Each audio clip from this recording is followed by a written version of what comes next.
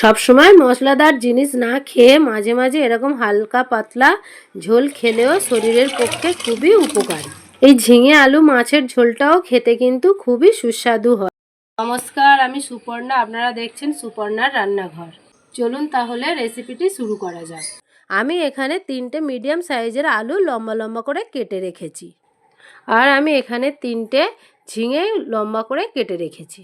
আর লাগছে আমাদের মাছ। আমি এখানে লাইলেন টিকা মাছ 7 পিস নিয়ে নিয়েছি।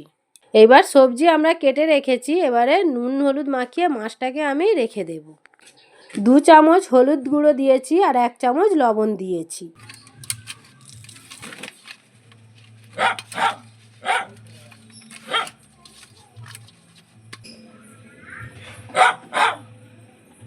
মাছটা আমার ভালোভাবে মাখানো হয়ে গিয়েছে। এবারে আমি উনুনটা জ্বালিয়ে নেব। এবারে কড়াইটা বসিয়ে দেব। কড়াইটা কিছুক্ষণ গরম হওয়ার অবধি আমি অপেক্ষা করব। তারপরে ওতে আমি দিয়ে দেব 3 চামচ সরিষার তেল। তেলটা গরম হয়ে গেলে মাছগুলো একে একে দিয়ে আমি ভেজে নেব।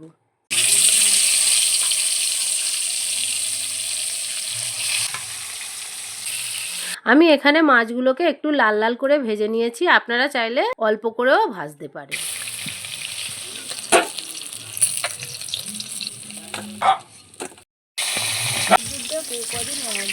সব মাছ আমার ভালোভাবে ভাজা হয়ে গিয়েছে। ওই মাছ ভাজার তেলেই আমি 1 চামচ কালো জিরে দিয়ে দিচ্ছি। তারপর কড়াইতে আমি কেটে রাখা আলুগুলো দিয়ে দেব। দিয়ে মিনিট 5 ভেজে নেব। তারপরে ওই ভাজা আলুর মধ্যেই আমি দিয়ে দেব কেটে রাখা ঝিঙেগুলো।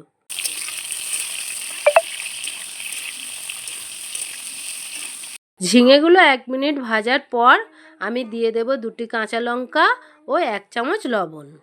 তারপর মিনিট 2 কষিয়ে আমি তারপরে দিয়ে দেব 2 চামচ হলুদ গুঁড়ো। আর দিয়ে দেব আমি জিরে গুঁড়ো। জিরে গুঁড়োটাকে 3 মিনিটের মতো কষিয়ে আমি দিয়ে দেব জল। আমি এখানে 1 মগ জল দিয়েছি। আপনারা আপনাদের পরিমাণ মতো জল দিয়ে দেবেন। ঝোল একটু ফুটে গেলে আমি তারপরে ঢাকা দিয়ে দেব।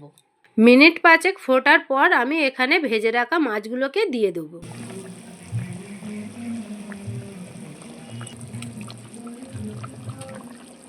দিয়ে আবারও 5 মিনিটের মতো ফুটতে দেব।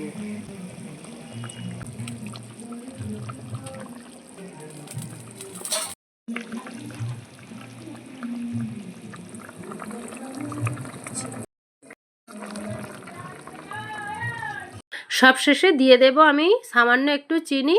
আর কিছুক্ষণের মধ্যে তৈরি হয়ে যাবে আমাদের ঝিঙে আলু মাছের ঝোল। আর আপনারা দেখেই বুঝতে পারছেন কতটা সুন্দর হয়েছে। তাহলে চলুন আজকের রেসিপিটা এখানেই শেষ করলাম।